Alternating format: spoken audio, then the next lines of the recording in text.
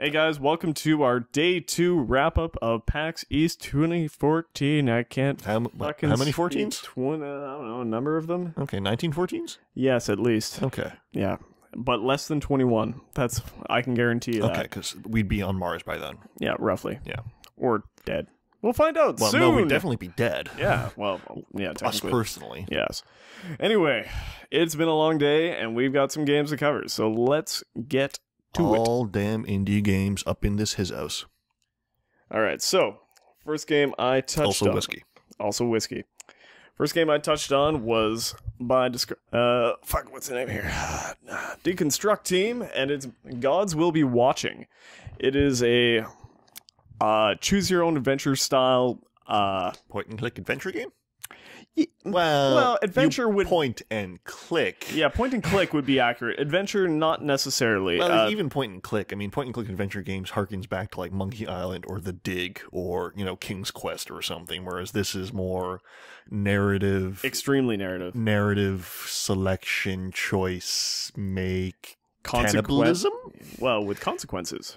Cannibalism is a consequence. That it is, but literally, it's one of the consequences. Yeah, adventure suggests that you leave. Yeah. in the demo that we were playing, it was the survive episode. This is the one that also had been shown previously by folks like Giant Bomb. They covered it. I think Patrick Klepek covered this one in one of his worth playing. Yeah. Anyway, this one has been seen before. They've actually I'm stepping all over the game you played, but I haven't. But they actually showed 3 different kind of demos. Yes. Each day. Anyway, this is the middle survival one. Yes. On day 1, they were showing a brand new one with a new GUI and new everything, and I can't remember the name of it on the top of my head, but this one was... Hostage. Hostage? It was Hostage, Survival, and... Torture. Torture. Yes, exactly. So, in this case, you were the captain of a crashed space team who happened to land on this planet with some weird disease that's going around. You have very little food, very little resources, and you need to survive without everyone going crazy. But you do have a dog. You do have a dog, and the dog was very nice and happy, because I fed it. Yeah, and then it fed you. Actually, what happened was the game crashed. Oh, never mind then. And it was funny, the coders were like, what did you do? Like, all of a sudden, just running up, like, everyone panicking. It never happened before. I was like, well, in my real job, this is kind of what I do. I break stuff. So, it was just like, okay. I seem to be doing all right. That being said, most of my team had left because they went insane. Left, in air quotes? I did not shoot them. Okay. They did not leave this realm. They literally walked off. Mortal plane? Yeah. I did not kill them. They did not kill me. It did not resort to violence. They just left and probably died. One can assume so. So you didn't take full advantage of the psychologist on staff? Well, I tried, and then she left, and then everybody else left. That's the problem. What do you do when the person who's supposed to be keeping your people sane goes insane? Yeah, that was pretty much it. We were well, not actually. We weren't fucked. But I would say that... How much of the radio did you build? I was up to 34%. Okay. Somewhere above 30%. So... Yeah, what is the purpose of... What's the win state for this, so to speak? The win state is to have some of your team still existing and fixing this radio to call for help, as well as not becoming diseased by the disease that's on the planet. You have a doctor that can create antidotes for the disease, but he's kind of on edge all the time, so you have to be very careful with him. You've got your PR person who can bring everybody together and... PR? I don't know, personal something. What's the right word? I can't remember. The guy... PR stands for public relations. It's an on-staff psychologist, basically. That. What he said. Anyway, you have that person supposed to keep the team together, but you can also talk to people and bring up morale. You're the captain. You're the captain. You have the tech that will fix the radio. You also have a robot that will fix the radio. But he goes down due to solar power at the 4th turn. You have 5 turns before the next day. Per day. Yeah. And then you have a guard who has a gun who will go hunt. And then you have a dog who can also hunt, but is significantly less successful. But much cuter. But much cuter. And the whole objective is, like I said, to get off the planet with most of your team. As many as possible. Yeah. Yeah, escaping and not dying. So, it's very difficult and very, very heavy. Yeah, each day, basically what you end up doing is, trying to balance the necessary act of, fixing the radio, which is how you fucking get out of this hellhole you're in, while simultaneously trying to prevent everybody from going batshit insane or starving to death. Yeah, and, keeping their mental sanity up, keeping as the fire opposed to going. their physical sanity, which is also not nearly as important. Yes, but you also need food, and you also need fire and warmth. And, morale building exercises. Yeah, so, and this is just one facet of the game. Yeah, from what I understand, there's supposed to be at least 8 different scenarios. That's what I've heard. And yeah, it's really, really, really good. It won an award as I was sitting there. Excellent. It's very, very good. Let me put it this way. This, in theory, is the kind of game that should be just completely within my wheelhouse exclusively. Yeah. But the fact that Thompson here seems nearly as enamored with it as I am speaks volumes of the sheer quality. It's good. It's very good. I mean, like you said, this is an Alex game. This is not a Thompson game. But I was in it, for sure. So what have you been playing? I have a game I think we probably both enjoy. It is Out There. What? Okay, that's enough. Yeah, okay. This is a... It's kind of like FTL meets Oregon Trail without any combat. That's the best way I can display it. It's a mobile game, which is not something, I'm particularly well known for. But that being said, it was a mobile game that doesn't really play like a mobile game. Also, I think there might be a PC version. Don't hold me to that. Maybe. You can check out OutThereGame.com if you want to know more. It's a dark and melancholic adventure in space. So, okay. So go over this. Okay. What did I say? Oregon Trail meets FTL with no combat. Yeah. The no combat is fairly self-explanatory in that there's no combat. Okay. The FTL comparison is primarily due to the fact that, 1, it's in space. Yeah. 2, you travel between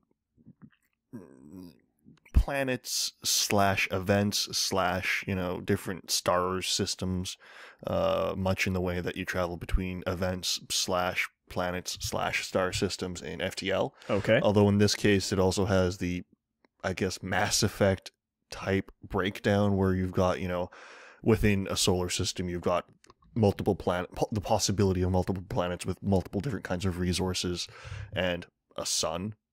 Okay. Yeah.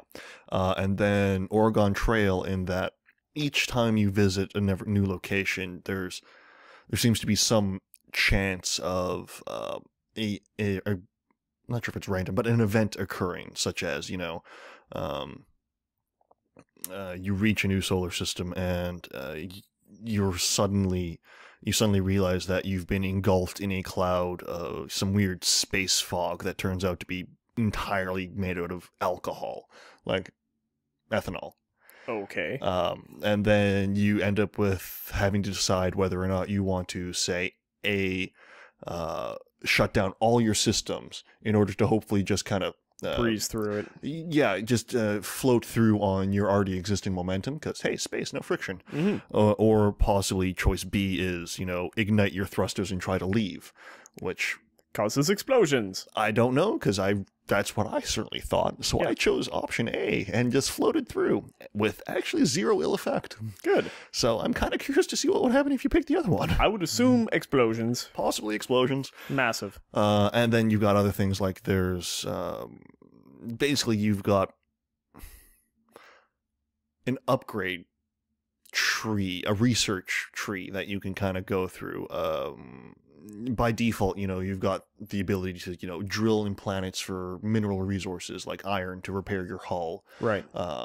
Platinum or other precious metals, tungsten or whatever, if you're trying to create certain other aspects for your ship, like an improved cryogenics facility, or perhaps you've somehow managed to damage or destroy some component of your ship, like your drill or your probe launcher or what have you. So in order to rebuild those, you need minerals that you can mine. You need the parts to fix. Yeah. Well, you need the base components to fix. Oh, of course. Yeah, the base metals. And then you've also got oxygen, which is pretty important. Oxygen. Yes. You use that to breathe. Okay. Yes. And then you've got fuel, which is either hydrogen or I believe helium, H or HE. Okay. Yeah. That's interesting. Well, those basically each kind of planet seems to have a different resource attached to it. So, okay. You reach a metal-rich world and you can drill in it for iron. You reach a gas giant, you can kind of extract hydrogen or helium for fuel. Or you reach a planet with a breathable atmosphere and you can land to refill your oxygen supply. And all of these activities cost resources. Fuel planets, go figure, folks. Apparently, if you want to vacuum up effectively hydrogen or helium from a gas giant, it's kind of fucking dangerous in that you need to somehow place your ship within the atmosphere of said gas giant. And as I understand, those are not good places to hang out. No, considering that, say, Jupiter has a massive spot on it that's the size of Earth, and it's a cyclone. Yeah. So, the entire planet of Earth. It's huge. Kind of big. Jupiter also kind of big. Yeah. So in order to harvest fuel, you're almost certainly going to take some amount of hull damage, which means suddenly you're in greater need of, to find a metal-rich world, which you need to go drill. Okay. But that, in turn, landing anywhere, travel to landing on a planet, taking off from a planet, traveling between star systems, whatever, that all takes fuel. Yeah. Which is, in many ways, the primary resources as I found it. So it's kind of a balancing act between the resource management. It's a bit of a gamble because not all solar systems will have all types of resources. One of the problems I personally encountered in one of my playthroughs was I ended up hitting a dead end because basically how it works is you start basically on one end of a galaxy. And you need to travel to the other end. Right. It's similar to FDL in that there's like points that you can reach relative to your current position, but you can't, fly across the entire thing. Yeah. It's like jump points. Yeah, jump points, effectively. Except these ones have the thing I encountered personally was that I managed to go down a route that hit a dead end. I could not actually traverse further towards my goal from that point. So I actually ended up having to backtrack through semi-depleted solar systems, trying desperately to manage all my resources to get back to a point where I could, break off and try another route. Yeah. I didn't succeed in that, actually. I hit multiple new events along the way, which were really interesting, meeting alien races that you don't understand. Also, I noticed if you land on an alien planet and you have the option between drill and talk to or communicate with the settlement, if you choose drill, they don't appreciate that. No, they don't. No. So I am not really sure what that alien civilization had to do with anything because I had to leave in a hurry. Mm-hmm. Yeah. Anyway, this is a mobile game. I played it on iOS. I believe it's also going to be out on Android. Don't quote me on any of that. Like I said, outtheregame.com. It's interesting. I enjoyed it. Excellent. What do you got? Next one on my list is CoinCrypt. I had a very special meetup with the team because they aren't actually on a booth this year. Really? Yeah. I happened to run into Greg Lobanov. Sorry. I'm very, very sorry. The Banoff? Lobanov? Anyway, awesome dude. Awesome team. Short. Every one of them. Hey. He's short. I've played Towerfall with him. So he kind of kicked my ass. Yeah, you would. He's kind of the world champion. He's got the belt. No, he's not anymore, actually. He was at... He won the world championship both through the tournament and then actually defeating Matt Thorson, the creator of Towerfall, at last PAX Prime 2013. However, there was a second world, championship at GDC? Oh, okay. I want to say that he actually was defeated at, for lack of a better term. I don't know the full story. That's a shame. Yeah, if You know, you want to ask him or possibly bug him, you know, at Banov, at the Banov, sorry, Banov on Twitter. Go ask him. He'll be fun. Yeah, he's a very nice guy. You should talk to him. Anyway, so talk to the team and play CoinCrypt. CoinCrypt is a roguelike with coins. Each coin that you pick up is an item that you can use. So, say for example, you've got 15 coins, you got 5 of them are a shield, 3 of them do various amounts of damage, 3 of them will heal. Are they a currency? Yes. Not only are they currency, but they are also your primary, like, spells, weapons, attack, shield, you name it. They have all sorts of different features that you can use in battle, but they can also be used to buy stuff and barter with, and it gets very difficult very quickly. Universal credit. Yeah, it's a very interesting system. I played for a little while when we managed to find a spot to put the laptop, and it was a very difficult way to play because the system's been changed various times over the course of its development. Originally, it was just a rapid fire. Each coin would have a certain amount of time associated with its spell, like its action. Then it got switched to an entirely turn-based system. Trader, are you sleeping? Sorry, we are actually 3 to this room, not 2. However, our other person is apparently snoring. Tired. He's no longer snoring. He looked at me and went, Anyway, so it changed to a completely turn-based system where everything had an associated turn count.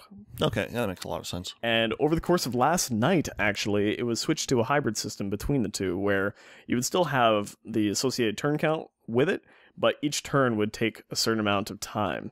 And if each action on either side, both the enemy and yours, was complete, it would just speed up until the next time. Yeah, it was really cool. Yeah. And I'm going to have to tweet at him to see if I can't find him tomorrow. It's so good. I really enjoyed it. There's a whole bunch of different unlockable characters as well that have different feature sets. The one that he showed me, or that they showed me rather, was the monkey, which whenever you go... Does he have a typewriter? Unfortunately, no, but he does have an earring. When you go into battle, you will draw several coins from your coin purse, and it will be like your defense, your attack, whatever. And it'll be like 3 of them. Can you turn that off? Cool. Anyway, so as you very gently put down the mic. And then immediately make the bed springs go off. Anyway, so you get to choose from these different items, these different coins, to see what you can do. You can also reach back in and grab some more coins, but that takes more time. However, the monkey will just take whatever is in your hand and go, throw them all at the enemy, or, use them. So if I'm Final Fantasy VI Shadow throw ability? Sure, why not? Okay. I've never played any more than like half an hour of a Final Fantasy game. Anyway, so... Oh, don't give me that look, Trader. I don't fucking like Final Fantasy. Shoot me. You can do it. It's okay. But just not in this area, or not the face, not the groin. Leg, preferably. Anyway, so... Like we said, we had this discussion the other day. If we got to lose a body part, right hand pinky. Yeah. Anyway, so... The problem, well, not the problem with the game, the problem with you as a player going through this game is that you're going to run out of coins very quickly if you're not managing your inventory well. If you lose coins in a battle, you're out, you're done. You also have a health bar, and yeah, the fighting system is really fast-paced, but it gives you enough time to figure out what each coin does, so you can prep a little bit, but you still have to move pretty quickly. Each level's randomly generated. There's a whole whack of new levels compared to what it was, because CoinCrypt used to be just that, in a crypt. It's the first level's in a forest, the next is a swamp, and so on and so forth. And there's special... So it's more like coin topography / geography now? Yes. Okay, that's a terrible name. Yeah. Anyway, but they also threw in the crypts as little secret areas they'll need to get a key to get into. And you can get a lot of money once you're in there, which is awesome. But here's the thing. Keys are also coins. Of course they are. Money is also coins. And if they show up in your hand and if you use them, they're not going to do anything because they are a key. They are just money, etc., etc. But if you have to use it, then there it goes. You just lost your key. Like, so dollar bills, y'all. Yep. Be careful when you're doing this. Literally, you just threw away a nuclear bomb, a healing spell, and a key. Yep. Good luck, have fun. But yeah, I'm really, really excited to play this game some more. It's a lot of fun. Okay, I will have to tweet him. You if have I can. to. I assume he's going to be down on the show floor somewhere. I think so. I think they all had 3-day passes. So. One can hope. I hope so. Yeah. Anyway, next. This is going to be a quick one. This one's kind of weird.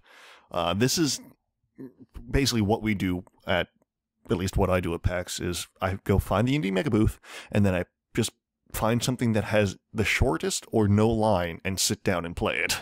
There's a couple of games, obviously, that I search out, like Crypt of the Necrodancer, which I was happy to stand in line for like an hour just to get my chance on the DDR pad, or other things like Sometimes Always Monsters, which, having played previously at PAX Prime, I wanted to definitely try my hand at again. But this is definitely of the latter category where, hey, they're not busy right now. Let's see what the fuck this is. Now, what do we got? This is... Shit, I actually need to read this. Robot Roller Derby Disco Dodgeball. That's quite the phrase. Robot Roller Derby Disco Dodgeball. That has totally the wrong connotation. Like it's... Yeah. Anyway, whatever. Game, no, tell me. Not connotation. You're looking for the... Word. Anyway, it doesn't matter. Yeah, tell me. It doesn't really. It is a first-person online multiplayer dodgeball game where you play robots. And where does the roller derby come in? The robots are on rollers. Interesting. Yes. And you bump into people, I guess. Okay. Yeah. Okay. It's weird. Basically, what the developer said, which his name is not featured on his card, which is a terrible oversight. Basically, what he ended up saying was he really enjoyed the act of, projectile mechanics. So, the ballistic trajectories, the rate of... He liked making things fly. Okay, cool. And as far as, relatively unexplored niches in which projectiles have some play, dodgeball's actually one of them. I'm not sure. I cannot think of another dodgeball game. Oh wait, yes I can. It was a NES game. I don't remember what the fuck it was called. I'm sure I think of something, but it wasn't in a 3D plane. I can guarantee you that. And this is definitely 3D. This is first person, in fact. Okay. And yeah, it is also... Let me put it this way.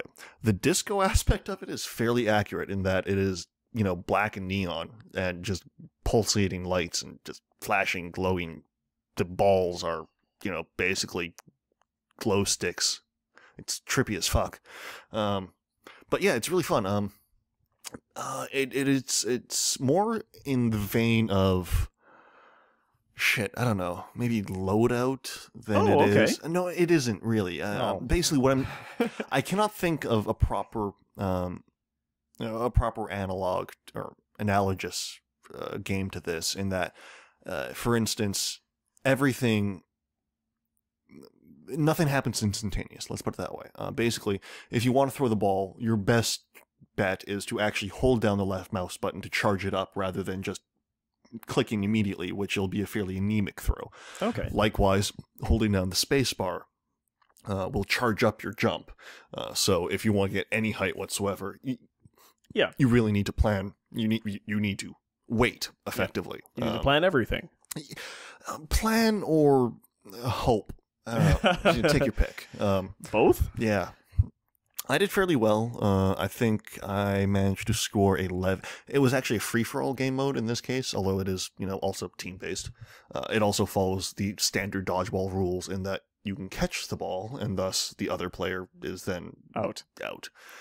This free-for-all rather was strictly basically a death match. So the respawns immediately. Well, not immediately, like 3-second respawns. But Quick anyway, enough. yeah, you weren't forced to sit on the sidelines or in the back or whatever, praying for a ball to come your way so you could get out of jail. Oh god, yeah, that would suck. As a demo at PAX, yeah, that would be fucking awful. As a main game, I think would be very interesting. Yeah, but no, I agree. Maybe not very interesting. It'd be interesting. No, it could, depending on how it was implemented, it could be very interesting. It also has many, many possible pitfalls. Yeah. Well, wasn't there like a Half-Life mod originally that was... Jesus Christ, man. If you put that... Wasn't there a Half-Life mod X? Touche. Yes, there was. Okay, but there was like a prison one. Oh, yeah. Basically, what you ended up... I don't remember the name for that mod, but yeah, basically how... There was originally a Quake mod where everybody spawned in prison, and in theory, the goal was to escape. Where I think some number of players ended up being on top with guns, and the people on the bottom or people on top with big guns and people on the bottom with little guns, and anyway. And there was also a Half-Life mod where I believe if you died, you got sent to a prison in the enemy base, and then you could survive, or non-captured members of your team could get to the enemy base and basically stage a prison break. And if there were enough of you, you could somehow jump out. Yeah, I don't. Anyway, whatever. Sidetracked. Yeah. So, did you have fun? Yeah, it was really fun. Yeah, it's not really twitchy, although if you're good at FPSs, you seem to have an advantage, because I trebled the score of everybody else. You're kind of good. I'm kind of good at making people not live from first-person perspectives. Not live from first-person perspectives. That is, I should get that tattooed on me somewhere. I think so. Yeah. Unfortunately, the connotation, I'm going to say that word even though that's not correct, is totally wrong. Connotation? Connotation, that's, I don't know. The way you said it, it's not... No. Words. It doesn't really fucking matter. I'm sorry, we're tired. We're really fucking tired. I'm on my fourth wind. Yeah. I'm on my fourth wind. I'm pretty good, actually. I'm surprised. Anyway, it's on Steam. It's by a guy. I can't imagine it's going to be that much. Don't hold me to that, though. It's fun, though, especially if you've got anybody else to play it with. Yeah. But yeah, Robot Roller Derby Disco Dodgeball. Say that 10 times fast. No. What do you got? Well, the last one on my list, it happens to be the last one on your list. Indeed it is, because that game is fucking amazing. Lovers in a Dangerous Space-Time. The screensaver couldn't draw, so I can't... Oh my god, I can't see the... There it is. I found it. Yeah. This lighting is fucking awful, by the way. I'll fix it. Okay. Fix it in post. This game... Okay, there's 2 games tomorrow, last day of PAX. There's 2 games we need to play. Together. As a space team. I'll just for Thank you. I really appreciate that. I really do. 1, Crypt of the Necrodancer, co-op DDR pad. Yes. 2, Lovers in a Dangerous Space-Time. Why, Thompson, should we together as a space team play Lovers in a Dangerous Space-Time? Because you play as a space team, rescuing bunnies in space. I literally asked the developer, what the fuck are those? Are they actually bunnies? He basically said they're anthropomorphic representations of bunnies. Yeah, that sounds about right. But the key aspect of this game is that you have this round ship, and in it are a number of controls. You have the ship steering, then you have turrets, and then you have various other special weaponry that are built into it. Basically, I'm literally looking at the diagram, the cross-cut section of the spaceship. Basically, you've got turrets, top, bottom, left, right. You've got a shield that covers roughly, what do you say that, like that's a quarter. Quarter-ish. A quarter of the total circumference of the sphere, which means at any one time, 3/4 of your ship is completely vulnerable to enemy fire. Yep. You've got the helm, or asteroids, rocks, space rocks. Yep. Or you've got the helm, which, controls the thrusters that lets you move. Yep. And then you've also got a rotating... death cannon. Yeah, death cannon is a good, accurate.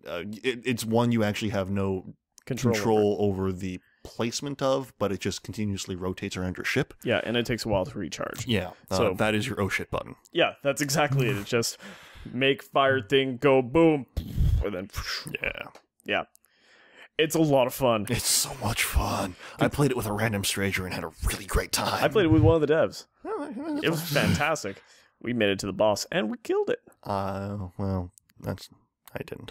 Aww. We managed to rescue the sufficient number of bunnies, just gain the heart, and then the green spreading sphere of death caught up with us because we were in the middle of asteroid field and couldn't. We ended up having to double back into the field in order to escape, and that did not work well. I see. Yeah. Luckily, it is a roguelike. The developer explained it to me as a roguelike. I can see it. It is generated in some manner. Yeah. I don't know what progression, if any, is held over between playthroughs. I don't think so. I don't know. This honestly, none of these things matter, though. Yeah, it doesn't matter. It's a lot of fun. Yeah. And as you go through the world, you'll find different upgrades for each of the devices. Oh, also, by the way, it's fucking gorgeous. Yes. Sorry.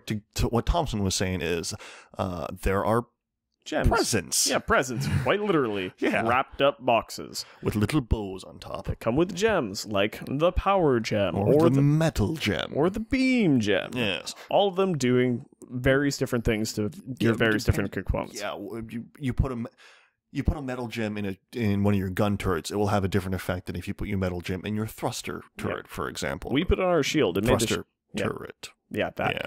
We put it on our shield, and it made the shield very heavy, very slow. However, it was made of metal and with pointy bits. Yeah, I did the same thing, spiky bits. Yeah, so it did damage to whatever we happened to run into. So we just kind of used it as a shield and just went forward. Yeah. And likewise, each of these decisions changes your gameplay style. Because before I got my chance to play, I saw the previous people playing where their shield basically had a repulsor field, where they'd bounce back enemy projectiles, which kind of gave you the incentive to, instead of pulling straight towards them, hanging back a bit and just kind of playing catch as catch can with their projectiles. Yep. And the playthrough I saw before mine, they happened to put a beam gem onto their thruster, so it acted as a mega cannon. Okay, that's kind of awesome. Behind them. So actually they died because the guy who kept running the controls happened to run them into too many asteroids. Oh dear. Because they're like, well, this thing is huge. Like, it filled up a good section of the screen, because looking at the size of the thruster, I mean, it's not particularly huge. It's about that, but I mean, it was significant compared to, say, putting the beam onto one of the guns. The beam on the gun is like this. The beam on the thruster is like this. Yeah. It is literally at least 4 or 5 times the width. Oh, more than that, really. Easily. Yeah. But that being said, there's just a whole whack of different ways to play it, and because you're both frenetically running around the ship between consoles, yeah, just trying to keep yourselves together. The developer said it was like when they were building the game, they wanted it to be like Han Solo in the Millennium Falcon, when the hyperdrive doesn't work, and he needs to leave Chewie in the cockpit and then run down the corridor, pop that hull plate, just jam his face down in there and just start mashing wires together, trying to. And then, oh shit, we got guys who jump on the gun. And then, when you've got your head jammed in whatever the fuck component you're dealing with, you need to yell back to the other guy to make sure that you're kind of on the same page, going in the same direction. Yeah, exactly. Yeah. So it's a lot of fun. It's a really good time. Oh, fuck yeah. It is legitimately best played. It's only 2-player co-op. Yeah. But however, there is a single-player component where you can play with an AI companion, a dog. Yep. A space dog. That's cool. But don't. If you have the least bit of opportunity to wrangle anyone. It doesn't matter if they play games or not. It doesn't matter if they are 5 years old or 85 years old. Yeah. Let's not be crazy here, man. Lazarus is not going to be playing this game. Oh. No, sorry. Lazarus returned from the dead. Methuselah is not going to be playing this game. Anyway, it's good. Play with anyone. Just play do it. Shit. Do you know when it's coming out? I asked that question, I got an answer, and then I promptly forgot. I will simply say that you should immediately follow them at Asteroid Base on Twitter, and go to the website asteroidbase.com for all of your Lovers in a Dangerous Spacetime needs. Mm-hmm. It's in development for PC and Mac. Apparently... Oh, really? It's in Toronto. Yeah. Cool. Yeah. I They're cool. Yeah, they're really nice people. Sorry, I'm busy reading the card they have. Honestly, it's more than anything. I really like that combination of power ups to component upgrades you can do. Like I had. Out of the 4 turrets on the ship, I had one with the metal gem, which basically turned it into a friggin' flail.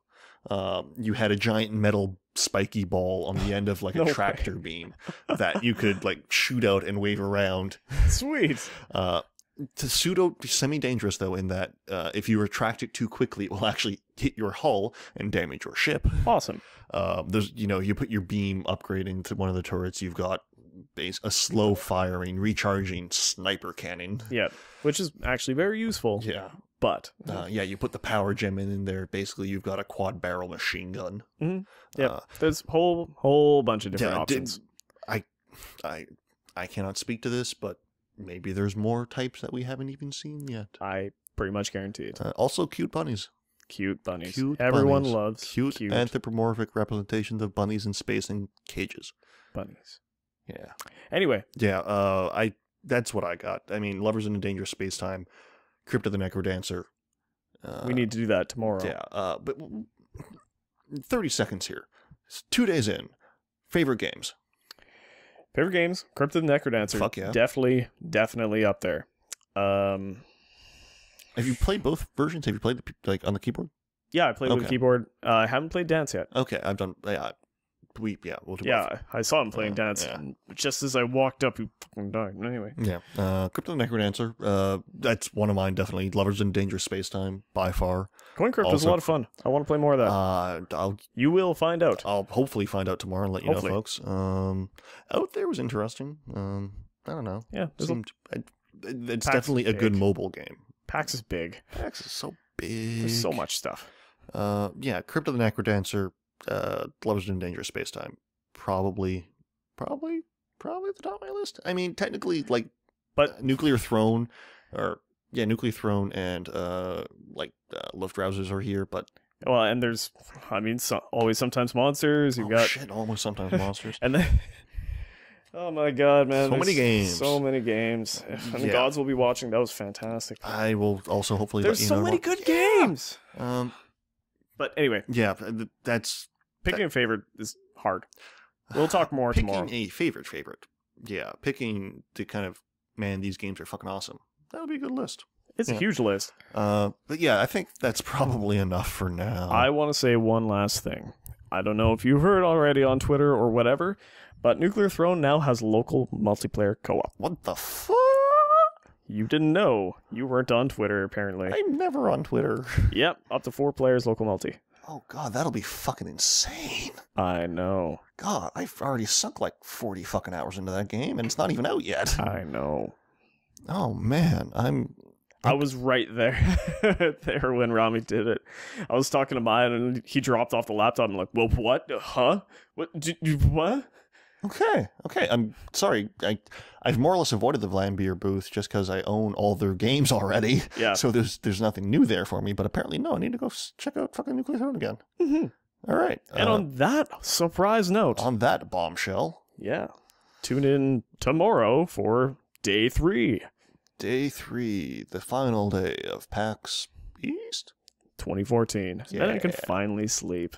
No, you can. No. Yeah. Yeah, no. All right. See you guys. See you guys.